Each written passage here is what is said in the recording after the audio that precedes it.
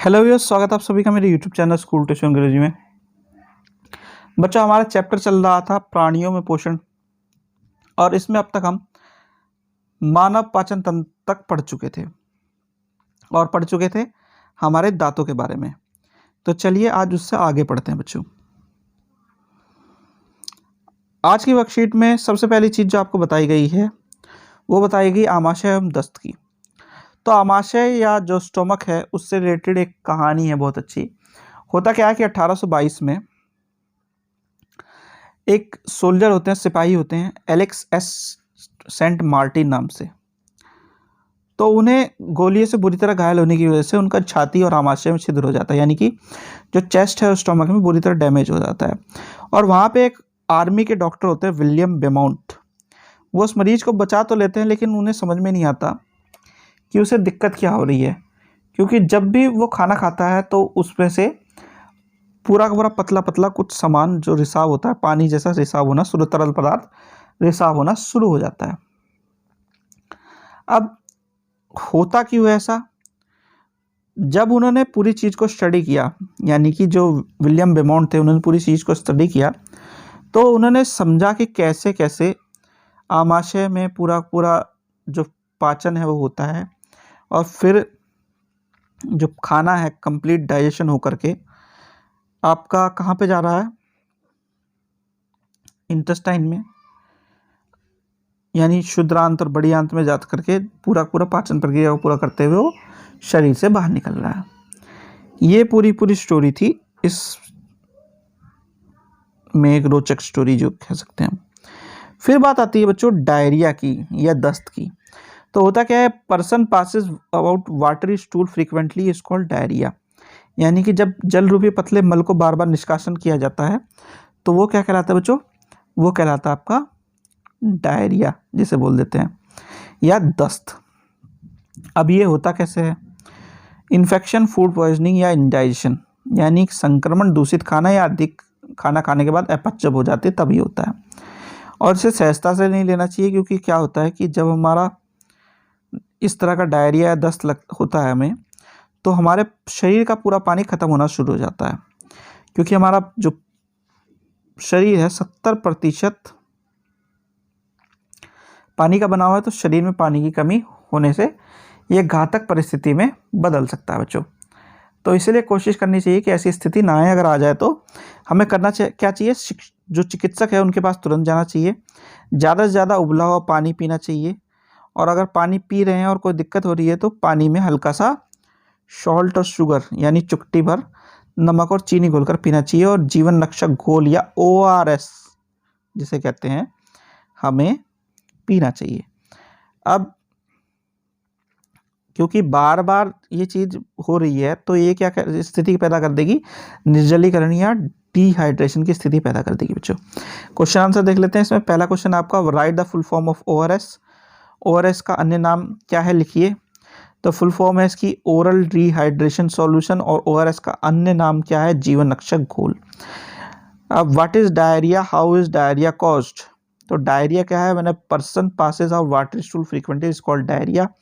और ये कॉज कैसे होता है? इन्फेक्शन, फूड पॉइजनिंग और इंजेक्शन की वजह से। दस्त संक्रमण कैसे होता है? संक्रमण से, दूषित खाना खाने से अथवा अपच के कारण। अब write the name of the person who discovered the working of stomach. आमाशय की कार्यप्रणाली की खोज करने वाले व्यक्ति का नाम लिखिए। तो ये थे कौन? विलियम बेमाउंट, जो आर्मी के डॉक्टर थे बच्चों। फिर आती है बात मनुष्य में पाचन के बाद बात आती है घास खाने वाले जंतुओं में पाचन। तो घास खाने वाले जंतु जो आपने ध्यान दिया हो तो जुगाली करते रहते हैं। जुगाली करने का कारण ये होता है कि उसमें एक स्ट्रक्चर होता है जिसे हम रूमन बोलते हैं। उसमें क्या करते हैं, वो जो खाना खाया उन्होंने उसे तुरंत निकल करके आमाशय में ना पहुंचा करके, यानी कि स्टोमक में ना पहुंचा करके रूमेन में स्टोर कर लेते हैं, जिसे हम प्रथम आमाशय के तौर पे या फर्स्ट जो आपका स्टोमक है या सेपरेट पार्ट ऑफ स्टोमक जो होता है उस वो कह देते हैं। अब ये जो पार्सली डाइजेस्टिव फूड होता है इसे हम रूमन में जो स्टोर है उसे कड कहते हैं। ठीक है, कड क्या करता है? कड जो है एक जगह स्टोर होने के बाद गोल गोल बॉल के तौर पे जो जानवर है उसके मुंह में आता है, और वहाँ पे वो छोटे छोटे टुकड़ों में, यानी पुनः मुख में डाइजेस्ट होना शुरू हो जाता है, जिसे चूइंग के द्वारा डाइजेस्ट कर रहा है, कौन? जानवर कर रहा है। इस प्रोसेस को, इस प्रक्रिया को हम क्या कहते हैं? जुगली करना रोमिनेशन कहलाती है। और ऐसे जंतु क्या कहलाते हैं? रोमिनेंट कहलाते हैं बच्चों, या रोमांथी कहलाते हैं। तो the process is called rumination and these animals are called ruminants. अब क्योंकि ग्रास जो है वो सेलुलोज में ज़्यादा रिच होता है, प्रचुर मात्रा में होता है, और ये एक प्रकार का कार्बोहाइड्रेट है, तो मनुष्य इसका डाइजेशन नहीं कर सकते, लेकिन जो जानवर है वो डाइजेस्ट कर सकते हैं। कारण होता है इनका कि वहाँ पे जो स्ट्रक्चर है उनका, क्षुद्रांत और बृहदांत का जो स्ट्रक्चर है, उसमें एक स्पेशल माइक्रो ऑर्गेनिज्म होता है, या बैक्टीरिया कह लीजिए, होता है, जो इस प्रक्रिया को पूरा करने में सहायता करता है। तो बैक्टीरिया हमारी जो आहार नली है या डाइजेशन प्रोसेस है उसमें कहीं प्रेजेंट नहीं होता, तो इसलिए मनुष्य में जो सेलुलोज का डाइजेशन है वो मुश्किल है। अब रूमन किसे कहते हैं बच्चों? क्वेश्चन आंसर देखें तो रूमन किसे कहते हैं? तो रूमन पहला स्टोमक या सेपरेट पार्ट ऑफ स्टोमक है जहाँ पे खाना खाने के तुरंत बाद ग्रास को स्टोर किया जाता है। अब रूमिनेंट क्या है बच्चों? रूमिनेंट के 3 उदाहरण लिखने हैं आपको। Right 3 example of ruminant. तो गाय, भैंस और बकरी, काऊ, बफेलो और गोट, ये इसके उदाहरण होंगे बच्चों। फिर है why humans can not digest cellulose. मनुष्य सेलुलोज का पाचन क्यों नहीं कर सकते? तो जो बैक्टीरिया है वो क्या है? स्पेशल बैक्टीरिया है जो डाइजेस्ट करने में हेल्प करता है। किसका? सेलुलोज का। वो सिर्फ उन्हीं में, रूमिनेंट्स जो होते हैं उनमें मिलता है, मनुष्य के आहार नलिका में कहीं नहीं मिलता, आहार के प्रोसेस में कहीं नहीं मिलता। तो इस वजह से मनुष्य सेलुलोज का पाचन नहीं कर सकते बच्चों। फिर है fill in the blank. The grass is rich in dash a type of dash. तो ग्रास क्या है? ग्रास में सेलुलोज की प्रचुरता होती है और ये एक प्रकार का कार्बोहाइड्रेट है।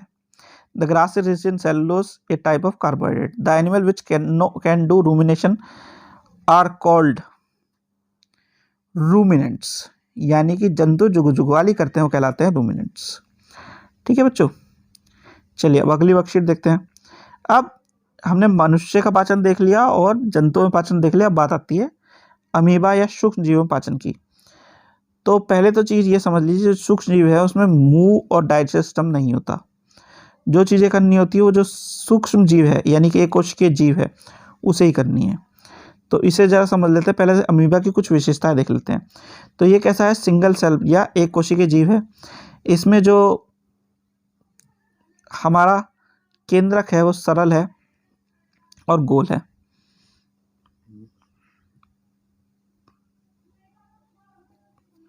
फिर आपका जो सेल मेम्ब्रेन है, वैक्यूल्स हैं, वो सब प्रेजेंट है साइटोप्लाज्म में, यानी कि कोशिका द्रव्य में बुलबुले के समान कुछ धमनियां हैं। और फिर क्या कहता है ये कि इसे हम नग्न आंखों से नहीं देख सकते। फिर है ये निरंतर अपनी आकृति बदलता रहता है, या इसका कोई जो फिक्स्ड शेप है वो नहीं है। तो digestion of feeding and digestion of amoeba को जो भी हम पढ़ेंगे, तो इसमें बेसिकली प्रोसेस क्या होता है? केंद्रक आदेश देता है जो हमारा सूडोपोडिया है उसे, कि वो फूड पार्टिकल जो आ रहा है उसे पकड़े।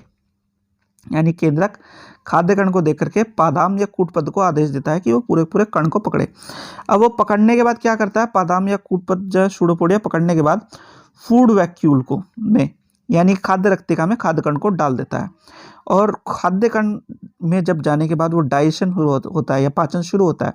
उसके बाद जो चीज़ बचती है उसे सीधे, जैसे खाद्य कण या रिक्तिका में खाद्य कण आया, यानी फूड वैक्यूल में फूड पार्टिकल आया, वैसे ही डाइजेस्ट होने के बाद जो बचा वो फूड वैक्यूल से बाहर निकाल दिया जाता है। ठीक है। अब इसमें क्या सिमिलरिटी जो डाइजेशन में है, मनुष्य का ले लो या फिर अमीबा का ले लो, सिमिलरिटी सबसे बड़ी ये है कि दोनों ही डाइजेशन में जो जटिल या कॉम्प्लेक्स सब्सटेंसेस हैं वो सिंपल सब्सटेंसेस सरल पदार्थों में टूट रहे हैं। और डिफरेंस क्या है, यानी कि अंतर क्या है? अंतर ये है सबसे बड़ा इसमें कि एक के पास कोई डाइजेस्टिव सिस्टम नहीं है या पूरा पूरा मैकेनिज्म नहीं है, और दूसरे के पास यानी ह्यूमंस और एनिमल्स के पास है। तो ये बेसिक डिफरेंस है बच्चों इसमें। अब इसके भी क्वेश्चन आंसर देख लेते हैं। तो in amoeba the food becomes trapped and dash in dash and the digestive juices are secreted into dash. तो अमीबा में खाद्य पदार्थ उसकी किसमें? पदाम या कूटपाद में फंस जाता है और डैश यानी खाद्य रिक्तिका में पाचक रस स्रावित होते हैं और वहीं पे उसका पाचन हो जाता है। यानी in amoeba the food becomes trapped in pseudopodia and the digestion juices are secreted into food vacuoles. अब write one similarity and one difference between the nutrition of in amoeba and human being. यानी मानव एवं amoeba में पोषण में कोई एक समानता लिखिए। तो समानता क्या है कि उन दोनों ही में कॉम्प्लेक्स या जो जटिल पदार्थ है वो सरल पदार्थों में टूट रहा है। और जो दूसरी चीज़ है वो क्या है, जो डिफरेंस है या अंतर है वो है कि एक में पूरा पूरा डाइजेस्टिव सिस्टम है, पूरा पूरा मैकेनिज्म है, दूसरे में नहीं है। ठीक है। फिर डिफाइन सूडोपोडिया और फॉल्स फूड। बादाम या अर्थात कृत्रिम पाव किसे कहते हैं? तो ये क्या है, ये अमीबा का वह भाग है जो काम करता है जो हमारा खाना है उसे पकड़ने का। ठीक है बच्चों, इसे हम सूडोपोडिया, फॉल्स फीड या बादाम कहते हैं बच्चों।